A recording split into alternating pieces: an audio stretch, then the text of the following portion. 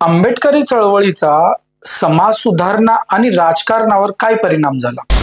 राहुलजी, आजच्या काळामध्ये आंबेडकरी चळवळीची ताकद कोणत्या कोणत्या क्षेत्रात आहे? बाबासाहेब आंबेडकर असे म्हणाले होते की तुमच्या सर्व समस्याची गुरुकिल्ली राजकीय सत्ता आहे. बौद्ध धर्म स्वीकारण्यामागे मुख्य विचार काय होता? एकता टिकून ठेवण्यात कोणत्या गोष्टी अडथळा आणतात? आता ह्या देशाला खरं तर पाहता एकतेची खूप गरज आहे. आंबेडकरी चळवळीमध्ये भविष्यातील नेतृत्व निर्माण करण्यासाठी कोणते पाऊल उचलावे लागेल? तुमचं म्हणणं बरोबर आहे. सध्या देश पातळीवर आंबेडकरी चळवळीच्या नेतृत्वाच्या संदर्भात पोकळी आहे. जुने काही आंबेडकरी चळवळीला लीड करणारे नेते होते आहेत.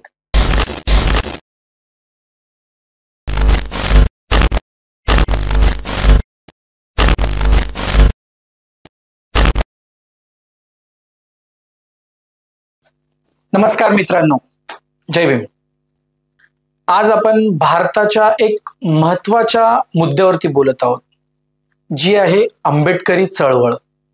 आज आपल्यासोबत आहेत हे आंबेडकरी चळवळीचे एक विश्लेषक राहुलजी नागटिळक.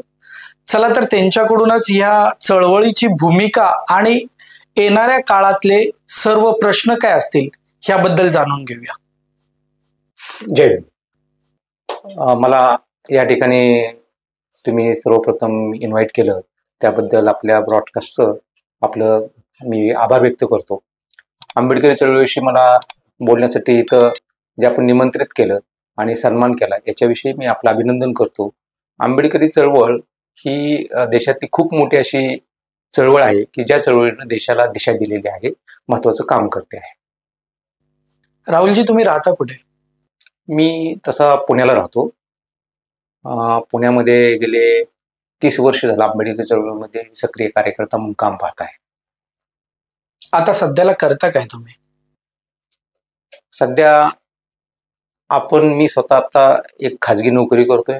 त्याचबरोबर फुले शाहू आंबेडकरी विचारधारेमध्ये समाजामध्ये जाऊन लोकांना समजावून सांगून त्यांना प्रबोधन करण्याचं काम काही वर्ष झाले करत आहे. तुम्ही तुमचं कामकाज आणि ही चळवळीशी तुमची समतोल होते की नाही? तशी अडचण आहे, परंतु एकदा आपल्याला ही जर चळवळ समजली आणि आपण दलित शोषित पीडित समाजातून आलेला असेल आणि आपल्याला जर समजलं की आपलं एक कर्तव्य आहे आणि आपल्याला हे कर्तव्य आपल्याला करावं लागणार आहे, याचं जर आपल्याला भान आलं तर मग आपल्याला ह्या गोष्टीकडे थोडंसं अडचण होत असली तर दुर्लक्ष करून काम करण्याची आपल्याला सतत प्रेरणा मिळत राहते. तुम्ही कुठल्या पक्षाकडून आहात का? मी आंबेडकरी चळवळीतील विविध पक्षामध्ये काम केलेलं आहे. म्हणजे आंबेडकरी चळवळीमध्ये देशभरातले जे प्रमुख पक्ष आहेत त्याच्यामध्ये काम केलेलं आहे. बरं, ठीक आहे. मी प्रश्नाकडे वळतो आता. डॉक्टर बाबासाहेब आंबेडकरांनी ही चळवळ सुरू करताना कोणते प्रमुख उद्देश लक्षात ठेवले होते? आता मी तुम्हाला सर्वप्रथम सांगतो, ह्या देशामध्ये आंबेडकरी चळवळ म्हणजे काय. आंबेडकरी चळवळ म्हणजे ह्या देशामध्ये जे काही विषमता आहे, जाती व्यवस्था आहे, ते सामाजिक क्षेत्रात असेल, आर्थिक क्षेत्रात असेल किंवा तुमच्या शैक्षणिक क्षेत्रात असेल, तर ही जाती व्यवस्था नष्ट करून त्या ठिकाणी प्रत्येकाला सन्मानानं समानता प्रस्थापित व्हावी, त्याचबरोबर त्यांना स्वाभिमान जगता यावं, ह्याच्यासाठीची ही चळवळ आहे. आणि ही बाबासाहेब आंबेडकरांनी मोठ्या प्रमाणामध्ये महाराष्ट्रात सुरू केल्यामुळं आपण ह्याला प्रामुख्याने आंबेडकरी चळवळ म्हणतो. परंतु वास्तविक पाहता ही जी चळवळ आहे समतेची, फार म्हणजे 2500 वर्षापूर्वीपासून ही चळवळ सुरू झालेली आहे. आपण पाहिलं तर बुद्धांच्या कालखंडामधील ही चळवळ सुरू झालेली आहे. बुद्धांच्या कालखंडामध्ये त्या ठिकाणी वर्णव्यवस्था होती. त्या वर्णव्यवस्थेमध्ये एक वर्ग दुसऱ्या वर्णाचं त्या ठिकाणी शोषण करत होता. ब्राह्मण, क्षत्रिय, वैश्य आणि शूद्र. तर या तिन्ही वर्णामध्ये सातत्यानं त्या ठिकाणी एक वर्ग दुसऱ्या वर्गाचं शोषण करत असताना त्या ठिकाणी बुद्धांनी पाहिला आणि बुद्धांनी त्या ठिकाणी त्या कालखंडामध्ये समानतेचा संदेश देत, करुणा देत ही चळवळ सुरू केली. ती समतेची चळवळ जी आहे ती समतेची चळवळ पुढे संत परंपरेनुसार पुढे आली. त्याच्यामध्ये आपण संत रविदास असतील, संत कबीर असतील, तर महाराष्ट्रामध्ये तुकाराम महाराज असतील, त्यांच्या संतवाणीमध्ये, अभंगामध्ये, दोऱ्यामध्ये ही चळवळ सांगण्याचा प्रयत्न केलेला आहे. आणि नंतर मग आपण ज्यावेळेस येतो पुढे, महात्मा फुलेंचं जे योगदान आहे, त्याच्यानंतर शाहू महाराजांचं, आणि बाबासाहेब आंबेडकरांनी ज्यावेळेस त्याला काम चालू केलं 1920 पासून, तर त्यावेळेस पासून आपण आंबेडकरी चळवळ म्हणून ही आपल्या समोर आलेली आहे. बर, 1920 ते 1956 या काळातील आंबेडकरी चळवळीतील महत्वाचे टप्पे कोणते होते? बाबासाहेब आंबेडकर ज्यावेळेस परदेशातून शिकून आले आणि आल्यानंतर त्यांनी सगळ्यात पहिला महाड येथील जो सत्याग्रह आहे तो देशभरामध्ये प्रसिद्ध आहे. हा जो सत्याग्रह आहे, तर तिथं महाड या ठिकाणी तिथल्या म्युन्सिपल कॉर्पोरेशनने वास्तविक पाहता तिथं जे महाडचं 14 तळ आहे, त्या 14 तळाचं पाणी सर्वांसाठी खुलं केलेलं होतं. परंतु हे झालं कायद्यानं, परंतु प्रत्यक्षात त्या ठिकाणी तिथल्या दलितांना त्या ठिकाणी पाण्याचा अधिकार नव्हता. म्हणजे त्या तळ्यावर तुमचे प्राणी तिथं पाणी पिऊ शकत होते, म्हणजे पक्षी पाणी पिऊ शकते, पण एक माणूस तो दलित समाजातला आहे त्या माणसाला त्या ठिकाणी पाणी पिण्याचा अधिकार नव्हता. ज्यावेळेस हे बाबासाहेब आंबेडकरांकडे हा प्रश्न आला, तर त्यावेळेस बाबासाहेब आंबेडकरांनी त्या ठिकाणी पहिलं आंदोलन महाडचा सत्याग्रह चालू केला. आणि त्या सत्याग्रहामधून त्याच्यानंतर पुढे 1927चा नंतर मग काळाराम मंदिराचा सत्याग्रह, नंतर 1932 साली सर्वात महत्वाचा हा राजकीय दलितांच्या जीवनामध्ये जो काही परिणाम आपण पाहतो त्याची सुरुवात आपण 1932ला पाहतोय. 1932ला बाबासाहेब आंबेडकरांनी त्या ठिकाणी मताचा अधिकार आणून दिला. त्यापूर्वी ह्या देशामध्ये मताचा अधिकार फक्त जे टॅक्स पे करतात, जे उच्चवर्णीय आहेत, त्यांनाच मताचा अधिकार होता. बाबासाहेब आंबेडकरांनी गोलमेज परिषदेमध्ये जाऊन तिथल्या असणाऱ्या इंग्लंडच्या प्रशासनासमोर किंवा आपण असं म्हणू तिथे असलेल्या राणीसमोर हा प्रश्न मांडला की ह्या देशामध्ये दलितांना पण मताचा अधिकार असला पाहिजे, आणि त्या मताचा अधिकार असेल तरच इतर समाज त्यांच्याकडे लक्ष देईल. म्हणून 1932ची गोलमेज परिषद खूप महत्वपूर्ण मानली जाते. त्या परिषदेमध्ये बाबासाहेबांनी 2 परिषदा झाल्या, पहिली गोलमेज परिषद, दुसरी गोलमेज परिषद. पहिल्या गोलमेज परिषद बाबासाहेब आंबेडकरांनी जाऊन आपला विचार मांडला त्या ठिकाणी. बर, आंबेडकरी चळवळीचा समाज सुधारणा आणि राजकारणावर काय परिणाम झाला? बाबासाहेब आंबेडकरांनी यापूर्वीच्या कालखंडामध्ये की हा जो दलित समाज आहे, हा जो शूद्र समाज आहे वर्ण-व्यवस्थेमधला, हा शूद्र का झाला, कशामुळे झाला, याचं सर्वात मोठं अध्ययन केलं. तसं बाबासाहेब आंबेडकरांना त्या संदर्भातलं कुठलेही त्यांना तसं एव्हिडन्स त्यांनी स्वतः शोधून काढले, म्हणजे पुस्तकी स्वरूपामध्ये त्यांना कुठंच हे मिळालेलं नव्हतं. आणि मग त्यांच्या ज्यावेळेस ध्यानात आलं त्यांच्या प्रबंधामधून, त्यांच्या संशोधनामधून, की हा जो दलित समाज आहे तो जाणीवपूर्वक हा बाहेर त्यांना गावकुशीच्या बाहेर टाकलेला आहे. तो हे ध्यानात आल्यानंतर बाबासाहेब आंबेडकरांनी तो दलित समाजाला पुंकर घालण्याचं काम केलं आणि त्यांच्यामध्ये स्वाभिमान जागृत करण्याचं काम केलं. त्यासाठी त्यांना भीमा कोरेगावचा त्यांना जो 1 जानेवारीचा संघर्ष आहे तो सांगावा लागला. त्यांना सांगावं लागलं की तुम्ही स्वाभिमानी लोक आहेत, लढाऊ लोक आहेत. आणि ज्यावेळेस बाबासाहेब आंबेडकर हे समाजाला सांगायला सुरुवात केलं तर सर्वप्रथम ह्या समाजामध्ये स्वाभिमान जागृत झाला. हे सर्वात पहिलं काम झालं. बर, बौद्ध धर्म स्वीकारण्यामागे मुख्य विचार काय होता? हिंदू धर्मामध्ये मी मागाशी म्हटल्याप्रमाणे वर्णव्यवस्था आहे. ह्या वर्णव्यवस्थेतून बुद्धांच्या कालखंडात वर्णव्यवस्था होती. नंतर मग एक साधारणपणे 1200 ते 13 शतकामध्ये असं ध्यानात आलं की हळूहळू ह्या वर्णव्यवस्थेमधनं 6500 जातीमध्ये त्याचं रूपांतर झालं आणि प्रत्येक जातीला एक विशिष्ट प्रकारचं काम करण्याला भर देण्यात आला ह्या वर्णव्यवस्थेमध्ये. आणि मग ह्या वर्णव्यवस्थेमध्ये जवळजवळ आपण पाहिलं तर ह्या देशामधल्या शूद्र आणि अतिशूद्र जातींना अतिशय तुच्छतेनं बघितलं जायला लागलं. आणि त्यांचा स्वाभिमान तुडवला गेलेला. आणि मग अशा परिस्थितीमध्ये ह्या धर्मामध्ये त्यांना मंदिरात जाण्याचा अधिकार नाही, ह्या धर्मामध्ये त्यांच्याशी रोटीबेटी करण्याचा अधिकार नाही, किंवा तुम्हाला कुठल्याही प्रकारचं चांगल्या प्रकारचं जीवन जगण्याचा अधिकार नाकारलेला होता. आणि तो हिंदू धर्मामध्ये नाकारलेला अधिकार होता. बाबासाहेब आंबेडकरांनी त्या कालखंडामध्ये तिथल्या हिंदूंच्या शंकराचार्याला समजावून सांगितलं की तुम्ही ही जी पद्धत आहे अस्पृश्यता, अनटचेबिलिटी, अस्पृश्य वर्ग जो गावकसाच्या बाहेर राहतो, जो अस्पृश्य म्हणजे तर काय, जो चांबड्याच्या संदर्भात जो काम करतो, अस्पृश्य म्हणजे समजा आता पूर्वीच्या कालखंडामध्ये गावामध्ये एखादं जनावर, गाय मरून पडली तर तो ओढून आणण्याचं काम कोण करणार? महार समाजाची कम्युनिटी करणार. त्याचं चमडं काढण्याचं काम कोण करणार? चर्मकार समाज करणार. त्याच्यापासनं त्या लादी काढून त्याच्यापासनं साहित्य बनवण्याचं काम करणार मातंग समाज करणार. ढोर समाज काय करेल? त्या कातडीला घासेल. थोडक्यात ही अशा प्रकारची जी लोक आहेत, अशा प्रकारच्या लोकांना आपण अस्पृश्य बनवलं गेलं, अनटचेबल बनवलं गेलं आणि ह्यांना सर्व अधिकार नाकारण्यात आले. आणि मग हे अधिकार मिळावेत म्हणून बाबासाहेब आंबेडकरांनी वारंवार तिथल्या त्यावेळेच्या जे प्रमुख होते हिंदू धर्मातील त्यांच्याशी डायलॉग करून त्यांचं मत परिवर्तन करण्याचा प्रयत्न केला, परंतु त्यांनी कोणीही लक्ष दिलं नाही.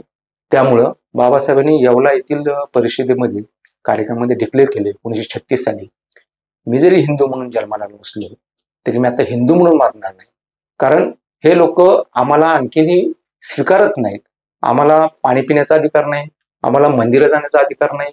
मग बाबासाहेबांनी हिंदू धर्माला या ठिकाणी असणारा वैतागून 1936 साली त्यांनी हा निर्णय घेतला आणि पुढच्या 20 वर्ष कुठल्या धर्मात जायचं ह्याच्यावर प्रचंड असं अभ्यास केला. म्हणजे त्यांनी सर्वात प्रथम शीख धर्मावर त्यांनी अभ्यास केला. शीख धर्मामधल्या काही गोष्टी त्यांना आवडल्या, त्यांचा बराचसा कल पण झाला शीख धर्माकडे जाण्याचा. नंतर त्यांनी ख्रिश्चन धर्मावर अभ्यास केला. ख्रिश्चन धर्मामध्ये पण त्यांनी काही प्रथा पाहिल्या. काही ख्रिश्चन धर्मामध्ये सुद्धा आपण अंधश्रद्धा पाहायला मिळतात, किंवा कन्व्हर्टेड दलितांना पण ख्रिश्चन धर्मामध्ये त्यांचे वेगवेगळे चर्च त्यांनी पाहिले. त्याच्यामुळं ख्रिश्चन धर्माचाही त्यांनी त्या ठिकाणी जो विचार होता तो पाठीमागे टाकला. काही मुस्लिम नेते मौलाना आले त्यावेळेस बाबासाहेबांना कन्व्हिन्स करत होते, परंतु मुस्लिम धर्माविषयी त्यांनी अभ्यास केला. एकूणच त्या कालखंडामध्ये भारतामध्ये जे काही अस्तित्वात धर्म आहेत त्या सर्वांचा अभ्यास केल्यानंतर भारतामधला जो सर्वात पुरातन असलेला जो बौद्ध धर्म आहे त्या बौद्ध धर्मावर त्यांनी खूप अभ्यास केला.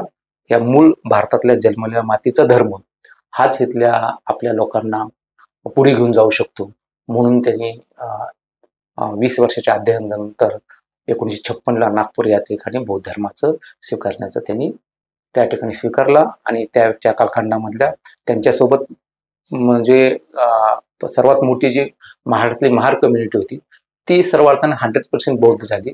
आणि इतर देशामधल्या पण शेड्यूल कास्टमधल्या जाती, अनुसूचित जातीमधल्या, अनटचेबल जातीमधल्या त्यांनी हा बौद्ध धर्म स्वीकारला.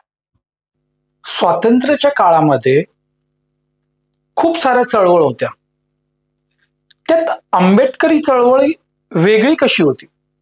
तर स्वातंत्र्यपूर्वीच्या कालखंडामध्ये सर्वात मोठी चळवळ होती ती आपण पाहिलं जातो की स्वातंत्र्याची चळवळ होती, जी काँग्रेस लीड करत होती.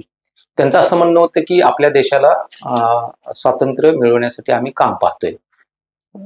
स्वातंत्र्य मिळवण्यासाठी जर काम करत असले तरी त्यांचा त्या ठिकाणी मला सांगावं लागतंय की त्यांचा इंग्रजांचं राज्य जाऊन स्वतःचं राज्य आणायचा हा पण अजेंडा होता. आणि हे बाबासाहेबांच्या समोर दिसत होतं. तर बाबासाहेब आंबेडकरांचं असं म्हणणं होतं त्या संदर्भात की काँग्रेसची स्वातंत्र्य चळवळ आहे, परंतु आम्ही घेतला असणारा स्वातंत्र्य हे इंग्रजाकडे आहे आता, म्हणजे इंग्रज जाऊन परत तुम्हीच आम्हाला गुलाम बनवणार आहात. म्हणून त्यावेळेस बाबासाहेब आंबेडकर समाजाला आत्मसन्मान मिळवून देण्यासाठी त्यांनी ही चळवळ उभा केली. राहुलजी, आजच्या काळामध्ये आंबेडकरी चळवळीची ताकद कोणत्या कोणत्या क्षेत्रात आहे? राजकीय असो की शिक्षण असो की सामाजिक संघटनामध्ये कुठल्या क्षेत्रात जास्त आहे? बाबासाहेब आंबेडकर असे म्हणाले होते की तुमच्या सर्व समस्याची गुरुकिल्ली राजकीय सत्ता आहे. राजकीय सत्ता आहे म्हटल्यानंतर त्याला पॉलिटिकल पार्टी आली, राजकीय पक्ष आला आणि संसदीय लोकशाहीमध्ये निवडणुका आल्या. निवडणुकीच्या माध्यमातून आपले लोकप्रतिनिधी निवडून देऊन किंवा त्या ठिकाणी राजकीय सत्ता हस्तगत करण्यासाठी ह्या देशामध्ये मोठ्या प्रमाणामध्ये सुरुवातीच्या कालखंडामध्ये खूप प्रयोग झाले. परंतु उत्तर प्रदेश वगळता इतर राज्यामध्ये आंबेडकरी चळवळीला राजकीय सत्ता हस्तगत करण्यात यश आलं नाही. परंतु आज बी त्याला आपण जर महाराष्ट्रासारख्या राज्याचा विचार केला तर देशभरामध्ये सर्वाधिक जर दलित समाजाचं उत्थान झालं असेल, प्रगती झाली असेल तर ते महाराष्ट्रात झाले. मग तुम्ही आपण प्रामुख्याने पहा, राजकीय क्षेत्रामध्ये जरी महाराष्ट्रामध्ये अपयश आलं असलं तरी तुमच्या शैक्षणिक क्षेत्रामध्ये खूप मोठी प्रगती ह्या समाजाने केलेली आहे. आंबेडकरी समूह मोठ्या प्रमाणामध्ये राज्यामध्ये आज देशामध्ये शिकतोय, चांगल्या पोस्टवर काम करतोय. IAS IPS असेल, त्याचबरोबर कॉर्पोरेट दर्जामध्ये असेल, चांगल्या प्रकारे त्यांनी शैक्षणिक दर्जामध्ये प्रगती केलेली आहे. त्याचबरोबर सामाजिक जो स्तर आहे राज्यातला, महाराष्ट्रातला पाहिला देशभरासोबतच, तर तो पण खूप उंचावलेला आहे. म्हणजे पूर्वी ह्या समाजाकडे बघण्याचा दृष्टिकोन आणि आत्ता बघण्याचा दृष्टिकोन याच्यामध्ये खूप फरक पडलेला आहे. ह्या समाजाला धाडसी समाज म्हणून पाहिलं जातं. याच्या आंदोलनांची दखल घेतली जाते. भले राजकीय सत्ता नसेल परंतु सामाजिक त्यांच्या असणाऱ्या दबावापोटी त्यांच्याकडे असणारी संविधानाची ताकद आणि संविधानाच्या कशा पद्धतीने काम करून घ्यायचं याच्याकडे असलेलं त्यांच्या आकलन हे पाहता त्यांची सामाजिक क्षेत्रात पण खूप प्रगती झालेली पाहतोय आपण, शैक्षणिक क्षेत्रात पाहतोय. आणि त्याचबरोबर आपण सर्वाधिक म्हणजे आपण मगाशी सांगितल्याप्रमाणे बाबासाहेब आंबेडकरांनी या ठिकाणी बौद्ध धर्माची दीक्षा दिलेल्या असल्या कारणाने आणि ह्या धर्मामध्ये कुठलीही अंधश्रद्धा नाही, कुठल्याही प्रकारचं कल्पोकल्पित गोष्टी नाहीत आणि बौद्ध समाज याचं बौद्ध धर्माची दीक्षा घेतल्यामुळं तो अंधश्रद्धेच्या बाहेर पडला आणि त्यांचं सांस्कृतिक पण दृष्ट्या पण तो आता सध्या प्रचंड प्रगल्भ आपण समाज पाहायला पाहतोय. सध्याचे तरुण या चळवळीकडे कसे पाहतात? तसं पाहिलं तर एक साधारणपणे मी पाहतोय 1995 ते 2015चा कालखंड हा थोडासा त्या ठिकाणी जो तरुण आहे तो तरुण ह्या चळवळीकडे मी कमी प्रमाणात आकृष्ट असलेला पाहिला होता. पण जुनी जी पिढी होती ती काम करत होती. परंतु 2015 नंतर तो डिजिटल युग आलेला आहे आणि ह्या डिजिटल युगामध्ये तुम्हाला विविध सोशल मीडियाच्या माध्यमातून या ठिकाणी आंबेडकरी चळवळ इथं असणारे आणि त्या असणारे इथले सामाजिक व्यवस्था तर ते तुम्हाला सोशल मीडियाच्या माध्यमातून किंवा तुमच्या वेबसाईटच्या माध्यमातून तुम्हाला इझिली अवेलेबल झालेलं आहे. आणि त्यामुळं तरुणांमध्ये सध्या जे काही सोशल मीडिया वापरतोय त्याच्यामधनं त्याच्याकडे ही इन्फॉर्मेशन मिळाली आणि तो प्रचंड आता जागृत झालाय, तो प्रचंड ऍक्टिव्ह आहे. आता मी तर पाहतो आंबेडकरी चळवळीतील तरुण सोशल मीडियामध्ये आज देशभरामध्ये अग्रस्थानी आहेत आणि त्याच्यामुळं आजच्या मितीला आंबेडकरी चळवळीमध्ये मोठ्या प्रमाणात तरुण काम करतात पाहतोय मी. बर, चळवळीला आज कोणते प्रमुख आव्हान आहे? आपण जरी म्हणत असलो की भारतीय राज्यघटनेतील तरतुदीनुसार आणि न्यायदंड म्हणजे तुमच्या असणाऱ्या अंतर्गत ही इथं जाती व्यवस्था आपण नष्ट झाली असं म्हणत असलो तर तसं प्रत्यक्षात नाहीये. आजही इथल्या तरुणांना जाती व्यवस्थेत चटके बसतायत. त्याचं स्वरूप वेगळं आहे. म्हणजे आपण पाहतोय पूर्वीच्या कालखंडामध्ये तुमच्या जातीवरनं तुम्हाला डावलणं जाणं, जाती वाचून बोलणं, जाती वाचून तुम्हाला शिवी देणे, तुम्हाला टच करून न घेणे, तुम्हाला सार्वजनिक ठिकाणी हॉटेलमध्ये बसू देणे, अशा प्रकारची व्यवस्था पूर्वीच्या कालखंडात होती. परंतु आता त्याचं आपण वेगळ्या स्वरूपामध्ये रूपांतर झालेलं पाहतोय. तुमचं आडनाव विचारलं जातं, तुम्ही कांबळे आहात का, तुम्ही सोनवणे आहात का, हे पाहिल्यानंतर तुमची आयडेंटिटी ते बरोबर त्यांच्या मनामध्ये करून ठेवतात आणि मग तुम्हाला संधी द्यायची का नाही द्यायची हे ठरवतात. आणि मग त्याच्यानुसार डायरेक्टली तुमच्यावर अन्याय न करता इनडायरेक्टली तुमच्यावर अन्याय करू शकतात. जसे कुठलेही तुमचं साध्या साध्या गोष्टी आहेत, लोन प्रपोजल असेल, जर त्याच्यावरनं त्याच्या ध्यानात आलं की ही जे लोन प्रपोजल आलेलं आहे एका दलिताचं आहे, तर निश्चितपणे त्या ठिकाणी तुमच्या ज्या काही त्याच्या अटी शर्ती आहेत त्या कडक केल्या जातात. एक उदाहरण मी दिलं तर अशाच पद्धतीने शैक्षणिक क्षेत्रात तसं आहे. त्या विद्यार्थ्याला ऍडमिशन घेत असताना भले मेरिट असेल, परंतु त्याच्यामध्ये कुठल्या तरी तुमच्या डॉक्युमेंटची क्युरी काढून तुमचं ऍडमिशन थांबवलं पण जाऊ शकतं. म्हणजे अनेक प्रकारे त्यांना डायरेक्टली नाही पण इनडायरेक्टली ते सहन करावं लागते. परंतु हा जो तरुण आहे, आता जो आहे, जो नवीन आहे, तो फार ऍक्टिव्ह असल्या कारणाने, अग्रेसिव्ह असल्या कारणानं याच्यावर पण तो मात करायचा प्रयत्न करतोय. एकता टिकून ठेवण्यात कोणत्या गोष्टी अडथळा आणतात? आता ह्या देशाला खरं तर पाहता एक एकतेची खूप गरज आहे. या देशामध्ये विषमतावादी विचारधारा पण मोठ्या प्रमाणात सध्या ऍग्रेसिव्ह झालेली आहे. आणि दुसरी विचारधारा म्हणजे समतावादी विचारधारा. तर समतावादी विचारधारेमध्ये फुले शाहू आंबेडकरांचा विचार, बुद्धांचा विचार जर आत्मसात केला तर समाजामध्ये एकता आहे. कारण हा जो विचार आहे तो बंधुभावाचा विचार आहे. हा जो विचार आहे तो माणुसकीचा विचार आहे. उच्च नीचता ह्या विचारामध्ये नाही. त्याच्यामुळे फुले शाहू आंबेडकर, बुद्ध, शिवराय यांचा जर आपण विचार आत्मसात केला तर निश्चितपणे ह्या देशामध्ये मोठ्या प्रमाणामध्ये एकता नांदू शकते. राहुलजी, आंबेडकरी चळवळ 21व्या शतकामध्ये कोणत्या नव्या स्वरूपात दिसेल? आता आपण जर पाहिलं तर मी मगाशी बोलल्याप्रमाणे इथल्या व्यवस्थेने जुन्या पद्धतीनं जो काय अन्याय अत्याचार करायचं त्या दलित समुदायावर होतं ते बंद केलेलं आहे. परंतु 21व्या शतकामध्ये असताना हे आणखीनही अन्याय अत्याचाराची मालिका आहेच आहे. मग आता ह्या चळवळीनं आपलं स्वरूप पण खूप मोठ्या प्रमाणात बदललेलं आपल्याला पाहायला मिळते. म्हणजे एक उदाहरण द्यायचं झालं, एखादा इशू अन्याय अत्याचाराचा घडला तर एकाच वेळेस पूर्वी त्या संबंधित ठिकाणी संघटनांना किंवा राजकीय दलित चळवळीतील पक्षांना तिथे जाऊन त्या प्रशासनाशी वाद घालायला लागायचा, भांडावं लागायचं. परंतु आताची परिस्थिती बदलली.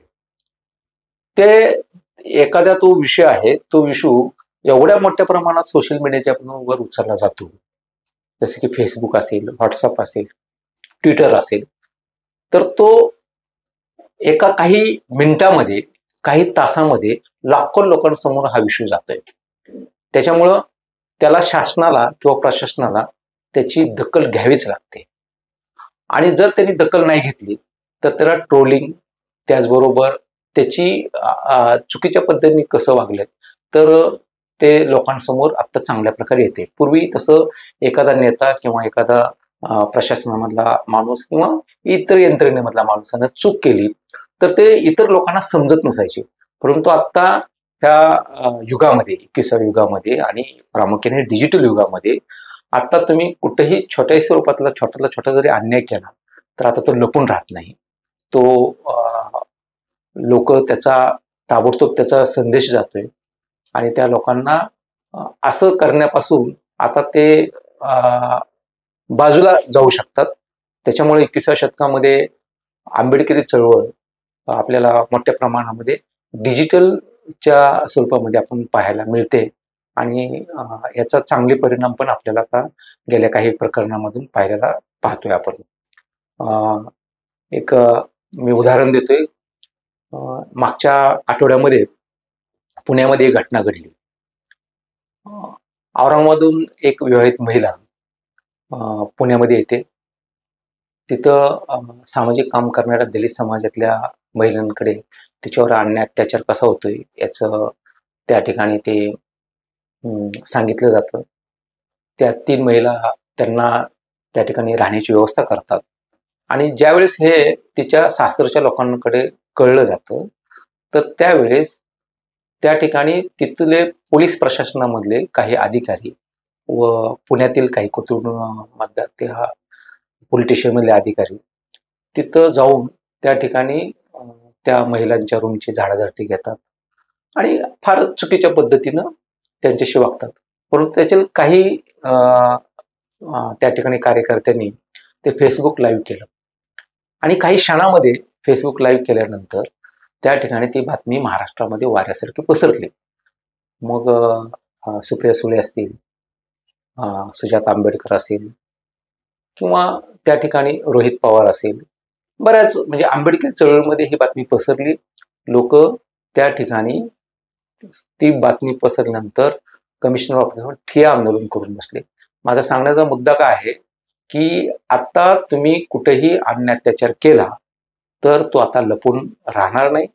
त्यामुळे प्रशासनाने पण आता ह्याची खबरदारी घेण्याची सुरुवात केलेली आहे. बर, आंतरराष्ट्रीय पातळीवर ही चळवळ कशी पोहोचवता येईल? तुमचा मुद्दा बरोबर आहे.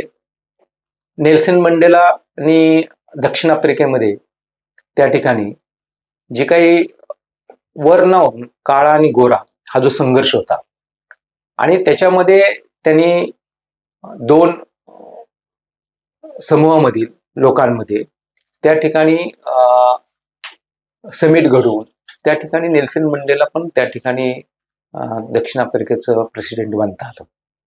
त्याचबरोबर जगाच्या पातळीमध्ये ज्या ज्या ठिकाणी विषमता आहे, ज्या ज्या ठिकाणी स्त्रियांवर प्रामुख्याने अन्याय अत्याचार होतो, अशा ज्या काही अविकसित राष्ट्र आहेत किंवा अरब कंट्रीमधल्या ठिकाणी पण त्या ठिकाणी महिलांना मोठ्या प्रमाणामध्ये अन्याय अत्याचार समोर जाऊ शकतं.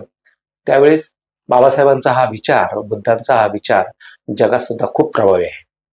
म्हणजे सांगायचं झालं तर हा जर विचार बुद्धांनी सांगितलेला, बुद्धांच्या व्यवस्थेमध्ये स्त्रियांना पुरुष इतका मान होता. बाबासाहेब आंबेडकरांनीही त्यांच्या चळवळीमध्ये स्त्रियांना तेवढाच मान दिलेला आहे. बाबासाहेबांनी त्या ठिकाणी महात्मा फुलेंपासून म्हणजे स्त्रियांना शिक्षणाचा अधिकार दिला. त्यांना बाबासाहेब आंबेडकरांनी त्यांना नोकऱ्यामध्ये रिझर्वेशन ठेवलं. तर हा जो विचार आहे तो हा पूर्ण फक्त भारतापुरता मर्यादित नाही, हा जगाच्या पातळीवर सुद्धा समानता प्रस्थापित करण्यासाठी, म्हणजे तुमचा वंश भारतामध्ये जात व्यवस्था असेल तरी जगामध्ये वंश आहे. म्हणजे तुमचा काळा गोऱ्याला मानत नाही, गोरा काळ्याला मानत नाही, किंवा जो काही जपान, तैवान, चीन सारख्या ज्या लोकांचा चेहऱ्याचा मुखवटा आहे तो युरोप कंट्रीतले लोक त्यांना ऍक्सेप्ट करत नाहीत, किंवा अरब कंट्री. तर हे जे मानवामध्ये भेदाभेद आहे, हा भेदाभेद नष्ट करायचा असेल तर निश्चितपणे आंबेडकरी चळवळ जगाच्या पातळीवर पण उपयोगी आहे. आंबेडकरी चळवळीतील महिला नेत्यांची भूमिका आणि योगदान काय आहे? बाबासाहेब आंबेडकरांनी महिलांना त्यांच्या आंदोलनामध्ये समाविष्ट करून घेतलं. इव्हन बाबासाहेब आंबेडकर त्यांच्या आंदोलनात सहभागी झालेल्या महिलांना स्त्रियांनी नीटनेटकेपणानं कसं आंदोलनात सहभागी व्हावं याच्याविषयी मार्गदर्शन केलेलं आहे. त्यांनी हिरिरीनं भाग घेतला आणि बाबासाहेब आंबेडकरांच्या भारतीय राज्यघटनेतील तरतुदीमध्ये, कॉन्स्टिट्यूशनमध्ये महिलांना अधिकार दिल्यानंतर ह्या देशामध्ये देशाच्या प्राईम मिनिस्टर इंदिरा गांधी झाल्या, देशाचे राष्ट्रपती महिला झाल्या. त्याचबरोबर देशाच्या अनेक ठिकाणी महिलांना संधी मिळाली. हे झालं सवर्ण महिलांच्या बाबतीत. आता आदिवासी महिला ही देशाच्या राष्ट्रपती आहेत, हे पण बाबासाहेबांच्या पुण्याईमुळेच आहे. पण त्याचबरोबर देशाच्या मुख्य राजकर्त्यामध्ये की आपण आता पाहतोय की मुख्यमंत्री पदाच्या वर सुद्धा दलित महिला आपण बसलेला पाहतोय. मायावती, मान्यवर कांशीराम साहेबांनी मायावतीनं, बहीण मायावतींना तयार केलं आणि उत्तर प्रदेश सारख्या ज्या ठिकाणी मोठ्या प्रमाणामध्ये रामकृष्णांचा प्रदेश, गंगा जमुनांचा प्रदेश म्हणून ओळखला जातो, त्या राज्यामध्ये एका दलित महिलेंना 4 वेळा नेतृत्व करण्याची संधी मिळाली. महिलांना आपण पाहतोय आता ऑपरेशन सिंदूर झालं, तर त्याच्यामधल्या सुद्धा ज्या पायलट होत्या, 2 पायलट प्रेस मीडियाच्या माध्यमातून देशाला समोर आणल्या, त्यातली एक महिला ही सुद्धा शेड्यूल कास्ट होती. म्हणजेच ह्या देशामध्ये आंबेडकरी चळवळीमुळे महिलांना सवर्ण महिलांबरोबरच आत्ता दलित महिलांना पण खूप प्रतिष्ठा प्राप्त झालेली आहे. बर, चळवळीतील विभाजनाची प्रमुख कारणे काय? आंबेडकरी चळवळ जर एकजूट राहिली तर इथल्या व्यवस्थेला ताडे जाणार आहेत. इथली व्यवस्था मुळात विषमतेवर आधारित आहे. ह्या देशाची मानसिकता असं आहे की वरचा वर्ण खालच्या वर्णाचे त्या ठिकाणी असणारे तुच्छ समजून त्याची अवहेलना करतो. आणि जर ही व्यवस्था जर समान पातळीवर जर आली तर या ठिकाणी काही लोकांना स्वतःचे अधिकार गमावावे लागतील. म्हणजे तुमच्याकडे असणारी जी काही पॉवर आहे ती विभाजित केली जाईल. मग तुमच्याकडे असलेली संपत्ती आहे तिचं पण विभाजन होऊ शकतं. अशा केसेमध्ये अशी विचारधारा जर पुढे आली तर निश्चितपणे या ठिकाणी ह्या जे काही प्रस्थापित लोक आहेत त्यांचं नुकसान होऊ शकतं. म्हणून आंबेडकरी चळवळीमध्ये काम करत असताना जे काही पक्ष आहेत त्यातील काही लोकांना हाताशी धरून प्रलोभन देऊन काही लोकांना गुमराह करून काही लोकांना विशिष्ट प्रकारे दबावाखाली घेऊन त्या ठिकाणी एक संघटितपणा जो आहे तो तोडण्याचा प्रयत्न केला जातो. आंबेडकरी चळवळ जितकी विघटित अवस्थेत राहील तितका ह्या लोकांचा फायदा आहे. त्याच्यामुळं मी संघटना व त्यांच्या नेत्यांना फार काही दोष देत नाही, पण ह्याच्यावर जे काम करतायत त्याच्यावर जे मनोवादी व्यवस्थेतील जे काही लोक आहेत त्यांचं हे कारस्थान मी मानतो. राहुलजी, स्थानिक व ग्रामीण ह्या भागामध्ये चळवळीची ताकद वाढवण्यासाठी काय करावं लागेल? आपण आता पाहतोय ग्रामीण भागामध्ये पण खूप मोठ्या प्रमाणामध्ये ह्या चळवळीची ताकद वाढताना पाहतोय. 1972 साली दलित पॅंथरची स्थापना करावी लागली. ही जी दलित पॅंथरची जी स्थापना होती ते ग्रामीण भागामध्ये जे दलितांवर अन्याय अत्याचार होत होते तर त्याला वाचा फोडण्यासाठी झाली. म्हणजे 1972 नंतर दलित पॅंथरच्या उगम झाल्यानंतर ग्रामीण भागामध्ये युवकांमध्ये दलितांच्या ॲग्रेसिव्हपणा आला आणि मोठ्या प्रमाणामध्ये त्यांच्यामध्ये जागृती आल्या कारणानं आता आपण पाहतोय की आंबेडकरी चळवळ ग्रामीण भागात पण चांगल्या प्रमाणामध्ये आहे. त्या ठिकाणले जे तरुण आहेत काही त्यांचे लोक शहरामध्ये असतात, शहरामध्ये ही चळवळ वाढलेली आहे आणि शहर आणि ग्रामीण भाग याचा समन्वय असल्या कारणानं आत्ता एखादी घटना ग्रामीण भागात जरी घडली तर ताबडतोब त्या ठिकाणी त्याचे इनपुट शहरा भागात मिळतात आणि शहरातून त्यांना कुमक जाते. त्याच्यामुळं आज आंबेडकरी चळवळ ग्रामीण भागात पण फोफवलेले पाहतोय. जो उत्तम उदाहरण म्हणजे आज विदर्भामध्ये अनेक भागामध्ये मोठ्या प्रमाणामध्ये आंबेडकरी चळवळ आपण वाढलेली पाहतोय. त्याचं आपण कसं मूल्यमापन करायचं तर विदर्भामध्ये गेले 20 ते 25 वर्ष झालं मोठ्या प्रमाणामध्ये आंबेडकरी चळवळीतील पक्षांना मतदान आपण पाहतोय. ते केवळ जागृती झाल्यामुळेच ते मतदान पाहतो. काही राजकीय पक्ष आहेत, काही राजकीय संघटना आहेत, ह्यात आंबेडकरी चळवळीचा फायदा का घेतात? हा जो समूह आहे आंबेडकरी समूह, हा समूह हा जिवंत समूह आहे. हा समूह त्याची भूमिका मांडतो, तो भूमिका घेतो. एखाद्या विषयावर तो त्याचं मत मांडून त्या ठिकाणमधले गुणदोष शोधतो आणि त्याच्यामुळं इथल्या असणाऱ्या प्रत्येक पॉलिटिकल पार्टीला वाटतं की हा समूह आपल्यासोबत असला पाहिजे. मतामध्ये त्यांना किती फायद्याचा आहे याच्यापेक्षाही त्यांना विरोध नको आहे. ह्या समूहाचा, आंबेडकरी चळवळीचा त्यांना विरोध नको आहे. त्यामुळं इथं असणाऱ्या प्रत्येक राजकीय पक्षाला वाटतं की आमच्यासोबत निळा झेंडा पाहिजे. निळा झेंडा आंबेडकर चळवळीचं प्रतीक आहे. त्याच्यामुळे प्रत्येकाची धडपड असते. आपल्याला मतं नाही पडली तरी चालतील, परंतु हा समूह आमच्यासोबत आहे हा दाखवण्याचा त्यांचा आट्टापिट्टा असतो.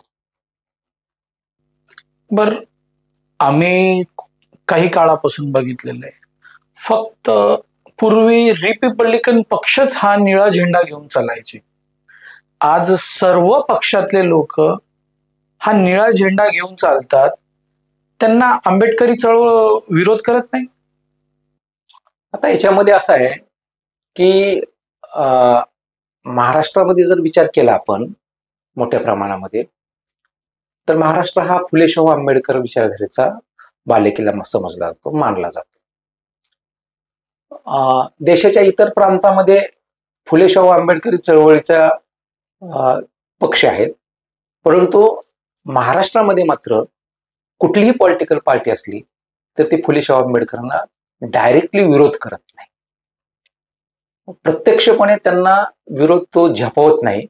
त्याच्यामुळं त्यांना, जसं आपण काही राज्यामध्ये पाहिलं की पाठीमागच्या कालखंडामध्ये उत्तर प्रदेशमध्ये समाजवादी जो पक्ष आहे मुलायम सिंगचा, तर तो पक्ष त्या ठिकाणी आंबेडकरी विचारधारेला विरोध करत असायचा. पण आंबेडकरदारीच्या विचारधारेला विरोध महाराष्ट्रामध्ये होत नाही. कालांतराने मुलायमच्या मुलाच्या ध्यानात पण हे आलं की बाबासाहेबांच्या विचारधारेला विरोध करणं आपल्याला खूप महागात जाते. त्याच्यामुळं तेही आज बाबासाहेबांच्या नावाचा जय जयकार करतात. आता प्रश्न असा आहे की बाबासाहेबांचा जय जयकार करतायत, परंतु बाबासाहेबांनी जे सांगितलेलं आहे त्याच्याकडे मात्र सोयीस्कर दुर्लक्ष करतात. निवडणुकीच्या कालखंडामध्ये यांना मतासाठी बाबासाहेबांचा फोटो आणि निळा झेंडा पाहिजे असतो, परंतु ते एकदा का निवडून गेले की ते सोपस्कररित्या ते विसरून जातात. निळ्या झेंड्याची आज देशभरामध्ये गरज आहे, कारण हा या देशामध्ये समतेचा विचार घेऊन जाणारा हा एकमेव समूह आणि एकमेव चळवळ आहे जी की शांततेच्या मार्गानुसार मार्गक्रम करत आपले हक्क अधिकार प्रत्येकाला मिळवून देते. त्याच्यामुळं त्यांना हा झेंडा विरोध न करण्यासाठी सोबत ठेवलेला आहे. बरं, आंबेडकरी चळवळ आणि सामाजिक न्याय चळवळ हे कधी एकत्र होऊन काम करू शकतात का? आता सामाजिक न्यायाचे या सगळ्या बात आहेत. सामाजिक खातं आपण पाहतो, सामाजिक न्यायाच्या प्रत्येक जण, प्रत्येक नेता त्या ठिकाणी त्याच्या भाषणामध्ये बोलत राहतो, पण प्रत्यक्षातरित्या सामाजिक न्याय हा दिला जात नाही. याचं उत्तम उदाहरण आहे म्हणजे आज तुमच्या उद्योगधंद्यामध्ये कुठं ह्या समूहाला गृहीत धरलेला आहे. व्यापारामध्ये, सहकार क्षेत्रामध्ये काही ठराविक राखीव जागा जर सोडल्या तर यांच्या हातामध्ये तसं काहीच नाहीये. म्हणजे सामाजिक न्याय देण्याची भूमिका ही फक्त दाखवायचे दात आहेत. मग ह्याच सामाजिक न्याय द्यायच्या चळवळीतून आपण समाजाचे विचार प्रवाह पाहतो. या ठिकाणी अनेक संघटना पण आहेत. मी त्यांची आता इथं नावं घेत नाही, परंतु ते सांगतात आम्ही भारतीय राज्यघटनेसाठी काम पाहतो, आम्ही बाबासाहेबांच्या विचारावर काम पाहतो. पण प्रत्यक्षात अनुभव घेतल्यानंतर हे फक्त त्यांचे दाखवायचे दात असतात. त्यामुळं ह्याच्या समाजवादी किंवा इतर काही संघटना आहेत, निश्चितपणे आंबेडकरी चळवळींचा ह्यांच्यावर संशय आहे. त्यांना तो संशय दूर करावा लागेल, नाहीतर हा परत संशय वाढतच जाणार आहे ह्या सामाजिक काम करणाऱ्या संघटनावर, पक्षावर. राहुलजी, आंबेडकरी चळवळीमध्ये भविष्यातील नेतृत्व निर्माण करण्यासाठी कोणते पाऊल उचलावे लागेल? तुमचं म्हणणं बरोबर आहे. सध्या देश पातळीवर आंबेडकरी चळवळीच्या नेतृत्वाच्या संदर्भात पोकळी आहे. जुने काही आंबेडकरी चळवळीला लीड करणारे नेते होते आहेत, तर याच्यामध्ये आता हे सर्व 65 ते 70 वर्षाच्या वयोगटामध्ये आलेले आहेत. पुढे ही चळवळ चालवण्यासाठी आता तरुणांनी चळवळ हाती घेणं गरजेचं आहे. देश पातळीवर अशा तरुणांना आता या पुढच्या 5 वर्षामध्ये 10 वर्षामध्ये असे तरुण पुढे येतील असं वाटतंय. ह्या तरुणांचे प्रत्येक आपला जो आंबेडकरी चळवळीमधला जे प्रस्थापित पक्ष असतील, संघटना असतील किंवा नवीन संघटना असतील, ते त्या ठिकाणी प्रयत्न करतायत. येणाऱ्या कालखंडामध्ये 5 ते 5 वर्षामध्येच आपल्याला येणाऱ्या लोकसभेपर्यंत किंवा फार फार तर पुढच्या लोकसभेपर्यंत दलित चळवळीतील नेतृत्व पुढे आलेलं दिसेल. काही लोक प्रामाणिक प्रयत्नही करतायत घडवण्यासाठी, परंतु अनेक देश पातळीवर नावारूपाला नेता नाहीये. निश्चितपणे ह्याच्यावर विचार करावा लागतो. मी तुमच्याकडे लास्ट प्रश्नावरती येतोय. पुढील 25 वर्षात या चळवळीचे स्वप्न आणि उद्दिष्ट काय असावे? तसं जर पाहिलं तर ही चळवळ सर्वांना घेऊन जाणारी आहे. ही चळवळ कुठल्याही समूहामध्ये मतभेद नसावेत ह्या मताचे आहे. स्त्री पुरुष याच्यामध्येही मतभेद नसावेत. गरीब श्रीमंत अशी दरीही कमी झाली पाहिजे. तुमच्या वंश याच्यावरही मतभेद नसले पाहिजेत. थोडक्यात ही चळवळ बुद्धांनी सांगितलेल्या मार्गाने निघालेली आहे. पुढे ही चळवळ महात्मा फुले, बाबासाहेब आंबेडकर या महापुरुषांनी केलेल्या कामावर ही पुढे चाललेली आहे. त्याच्यामुळं आत्ता जे अस्तित्व असलेली विचारधारा आहेत, जे देशाच्या, केंद्राच्या, राज्याच्या सत्तास्थाना ठिकाणी आहेत आणि जे काही महत्वाच्या इन्स्टिट्यूट आहेत त्या ठिकाणी ह्यांचं जरी आत्ता वर्चस्व असलं तर हे फार काळ टिकणार नाही असं दिसतं. येणाऱ्या कालखंडामध्ये लोकांना परत एकदा सोशल मीडियाकडे जातो मी. सोशल मीडियाच्या माध्यमातून आता प्रत्येकाच्या हातामध्ये मोबाईल आहे. भारतामधल्या प्रत्येक युवकाच्या हातामध्ये माहिती पोहोचली जाते. तो आता पूर्वीसारखा एखादी गोष्ट सांगितली म्हणून त्याच्यावर विश्वास ठेवत नाही. तो त्याच्याकडे असलेल्या सोर्सेसनुसार 2-4 ठिकाणी जाऊन तो चेक करतोय आणि ते पाहिल्यानंतर तो त्याच्या बुद्धीचा पण वापर करतोय. तो फक्त आता कोणीतरी मला हे सांगतंय म्हणून तो काही करत नाही आता, आणि तो चेक करतो. चेक करून पुढे जातोय. तर त्याच्यामधला चांगला आणि वाईट ह्याच्यामधला फरक समजतोय त्याला. आणि हा फरक समजत असल्यामुळं ही विचारधारा कुठली योग्य दिशेने चाललेली आहे? विषमतावादी विचारधारा, मनुवादी विचारधारा, गांधीवादी विचारधारा का आंबेडकरवादी विचारधारा का कम्युनिझम विचारधारा? तर निश्चितपणे याच्यामध्ये आंबेडकरी विचारधारा ही सर्वव्यापक आहे, सर्वांना घेऊन जाणारी आहे, स्त्री पुरुष भेद न मानणारी आहे. त्याच्यामुळं आणि जर ह्या देशामध्ये अशा प्रकारची व्यवस्था राहिली तर शांतता राहील. या देशामध्ये दंगे होणार नाहीत, कोण कोणाचा द्वेष करणार नाही. प्रत्येकाला अपॉर्च्युनिटी असेल विकासाची. जो जितका मेहनत घेईल, जो जितका कष्ट करेल, जो त्याच्यावर असलेल्या बुद्धिमत्तेचा वापर करेल तर तो निश्चितपणे पुढे जाणार आहे. आणि मग आपण कोणावर विसंबून नाही. बुद्ध सांगतात की अप्त दीपभव स्वयंप्रकाशित व्हा. आणि जो स्वतःवर विश्वास ठेवून काम करायला लागेल तर येणाऱ्या कालखंडामध्ये आंबेडकरी चळवळ शिवाय गत्यंतर नसणार आहे. त्यामुळे ह्या विचारधारेला येणाऱ्या कालखंडामध्ये सुद्धा प्रचंड असं भविष्य आहे आणि ही विचारधारा ह्या देशाला तारू शकते असं माझं स्पष्ट मत आहे या विषयावर. ठीक आहे.